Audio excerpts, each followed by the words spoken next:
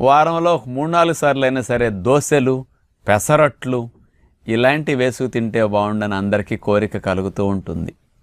ఈ దోశలు తయారు చేసుకునేటప్పుడండి సహజంగా అవి కొంచెం మెత్తగా ఉండాలి, కొంచెం మంచిగా వేగాలి, రోస్ట్ అవ్వాలంటే కూడా ఆయిల్ 2 స్పూన్లు 3 స్పూన్లు వేస్తూ ఉంటారు. ఇలా నూనె వాడకం అనేది ఆరోగ్యానికి మంచిది కాదు. నూనె అలా వేసినప్పుడు అవి దాని బాయిలింగ్ పాయింట్ ఎక్కువ అన్నమాట. 170 డిగ్రీల వేడి నుంచి 300 డిగ్రీల వరకు వేడికి గురవుతాయి ఆయిల్స్ పొయ్యి మీద అట్లా వేసినప్పుడు. అంత వేడెక్కితే కానీ ఆ హీట్ని అట్లా తీసేసుకుంటాయి బాగా అవి ఆయిల్స్.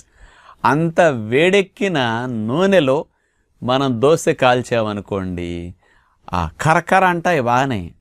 కరకర ఎందుకందంటే అందులో పోషకాలు పోయినాయి, అందులో పదార్థం రూపం మార్చబడిపోయింది.